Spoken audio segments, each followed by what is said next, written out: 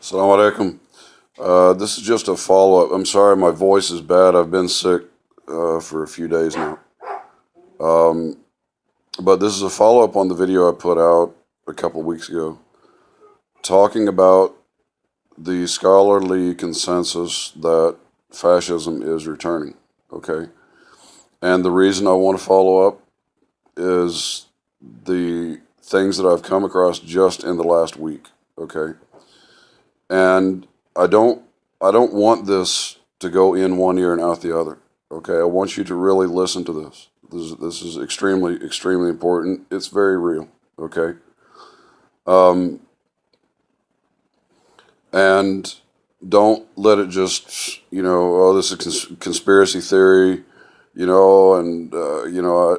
don't see the black shirts and the swastikas and the brown shirts and um, that's when fascism comes to full fruition. But before that, there are years and even a decade, okay, in which fascism is building up, okay? Um, but what put me on this trail again just in the last week, if you'll go on to YouTube, jump onto RT and look up Chris Hedges' On Contact program. And he has a scholar who's written a book. His name is Anthony Arnove, and it's titled "The Fight Against Fascism." Okay, and it's about a 30-minute discussion. And Arnove then, in his article, and I think is on his website, he's talking about someone who had made a speech in 1923. And this was before fascism had come to Germany. So she was talking based on her assessment of events actually in Italy where fascism came before it arrived in Germany, okay? And she was very accurate in her assessment of it, okay?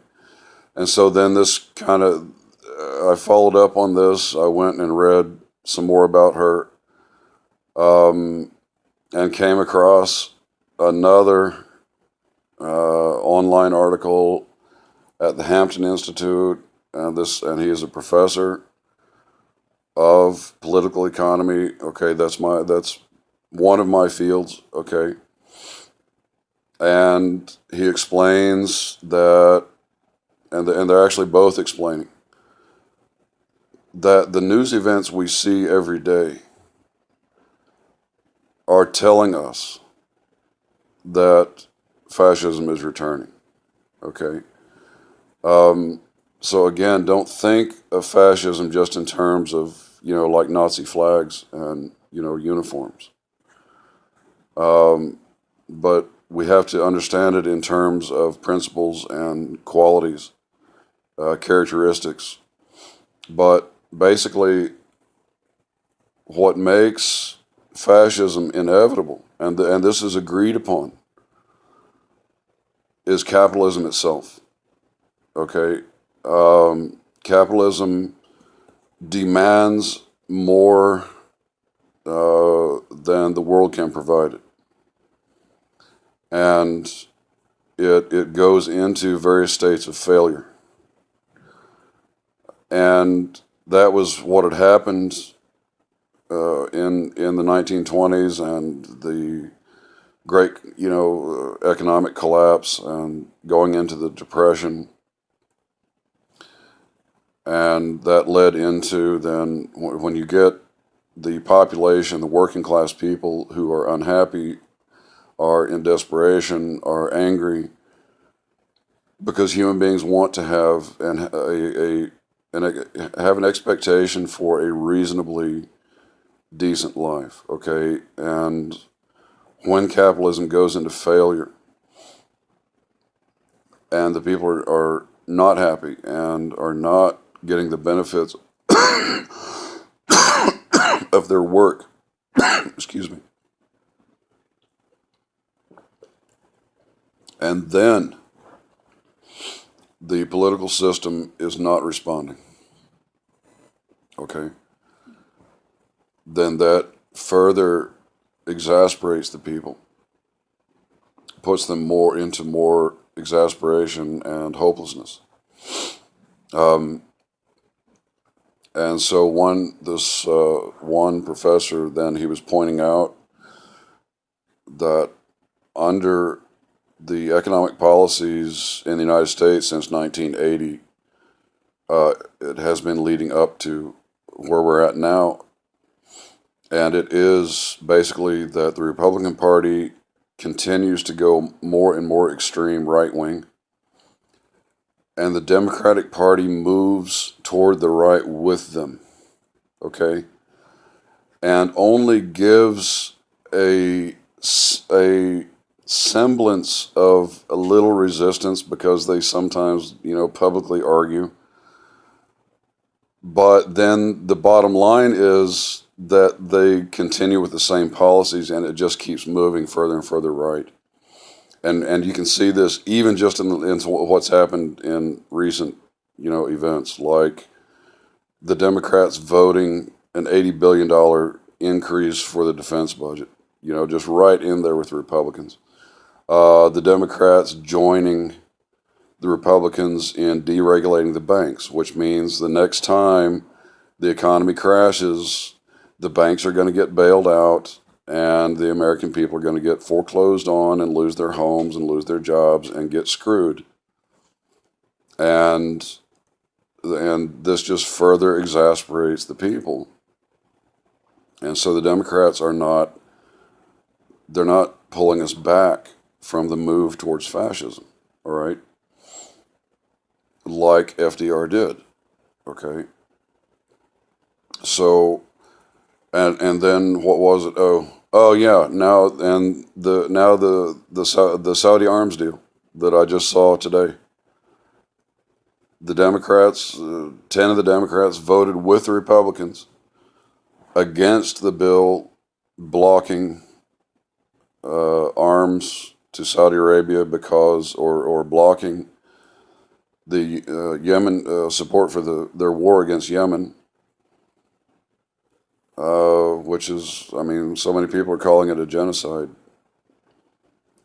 But there you have the Democrats voting right in there with the Republicans.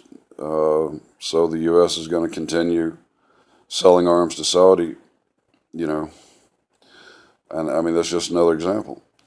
So now, when it comes to resistance, okay, like I said, I don't want anybody thinking, well, this isn't happening, it's not real, because I don't see the symbols. I don't see the Nazi symbols out there yet.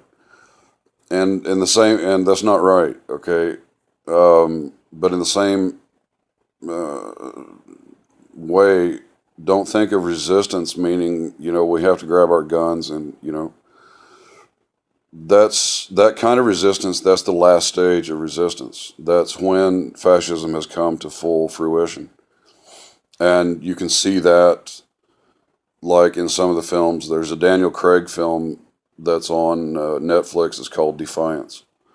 And that's about, an armed Nazi resistance after Nazism has already come to full fruition. But and then Valkyrie, also with what's his name, Tom Cruise. Okay, but I think Defiance is a better example of, the common people's resistance. Okay, but there's a resistance before that, and it is the idea to head fascism off by implementing progressive economic policies that brings the relief that the people need. And that's where you put out the fire. And that's how President Roosevelt cut off fascism in the United States, is that he went to the industrial leaders in America and told them that you've got to get the American people back to work, give them, the minimum wage and, all the programs that he put in, or they're going to rise up and overthrow you in one way or another, either with socialism or with fascism, okay? And so the thing is that what all the scholars who understand this have been saying, that we have to get politically involved. We have to have a people's education project so that people understand and can identify what we're in. And so they will get active in the right way, okay? In trying to head this off, trying to get good political representation and good policies put in place, okay? Because it's extremely important, because if that's not done, then fascism will happen. And I'm not saying Donald Trump. Donald Trump is an ape, okay? And I think he's a proto-fascist, but he's not going to be like the one. It's going to be somebody worse than Trump, okay? But we have to have people's education, and it needs to be among the Muslims, I'm sorry. But the Muslims also, like, okay, you got to understand you're going to be the primary targets here, okay?